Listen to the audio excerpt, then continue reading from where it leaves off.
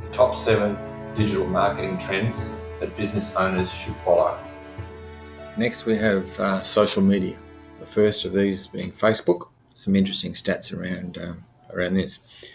Sharing a blog post via Facebook, you'll get 22.6% more Facebook likes if it's more than 1,500 words. So as we looked back at SEO and the length of the page content for the first page listings, it was 1,890 words. So again, longer form copy is going to pay off for you. If you write some good, detailed, original content, you'll get more traction with it.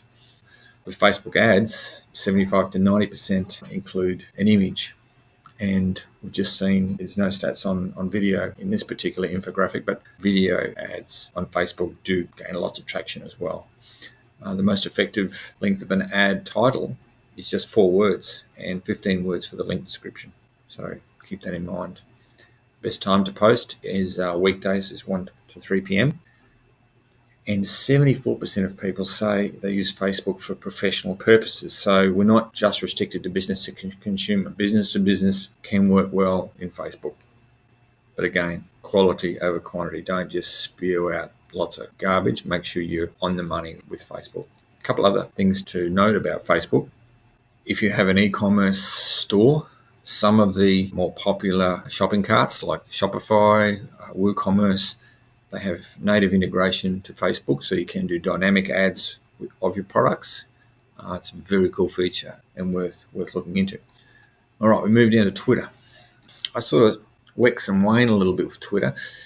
It can be very effective. It's good for celebrities and it's good for politicians because they can reach a vast audience in a short space of time. I've found it very good for customers who are doing advocacy. So they might be lobbying for government. They might be trying to push a cause of some description. Twitter is very good for that. One of the things I do like to do, if you do a blog post and you post it on LinkedIn, it does have an integration with Twitter, so you can easily tweet that blog straight out of LinkedIn. So some interesting stats though.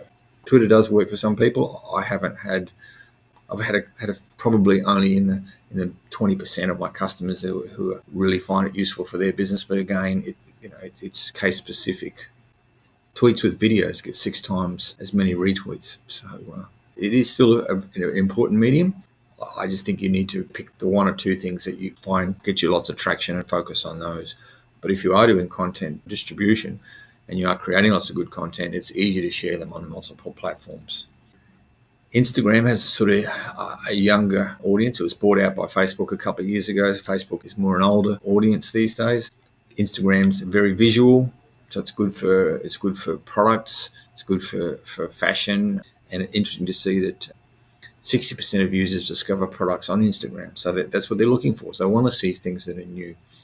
The best times are evenings, and then the natural trend is to go straight from the Instagram post to the website of the customer that's posted it. Instagram Stories has been going really well. So 220% increase year on year for ad spending within Instagram Stories. Instagram users count is growing close to 5% per quarter. So it hasn't plateaued. It's still growing quite heavily. And sure enough, humans are humans. They like to see a face. So photos with faces get 38% more likes.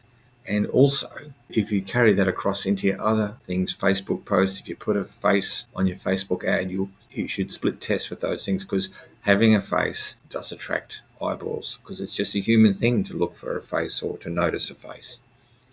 Moving on, in the last couple in the social media section of this infographic, LinkedIn. Our LinkedIn for business to business is fantastic. It's been bought out by Microsoft, so they have retained it as a separate business, and they say they're not going to interfere. It'd be interesting to see how that goes. 80% of B2B leads come from LinkedIn. LinkedIn is the number 1 channel for B2B marketers. Used to distribute content at 94%. It's just over the top. So it is right in the wheelhouse for B2B marketing, and you must get into it if that's what you're selling. Very effective. You need to have a system. They have a premium, and they have another tool that you can buy, a marketing tool called Sales Navigator. If you're serious about selling B2B, you really should be subscribing to that. Now, the last one that they're touching on is Pinterest. Again, mainly B2C. although it can be useful for products for people like architects and builders.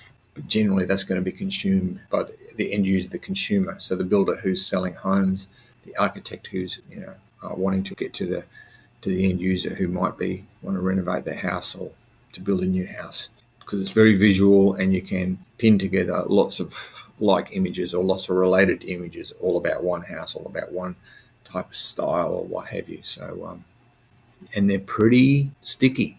Pinterest spend 50% more on the average compared to other social media channels. Also spend 20% more than users referred from non-social channels, including search engines. And 80% of millennials users say the platform helps them decide what to buy. I hope you found all of those statistics interesting, and hopefully I've made them a little clearer. If I haven't, please again reach out to me on social and I'll give you some feedback specifically for your business and your industry.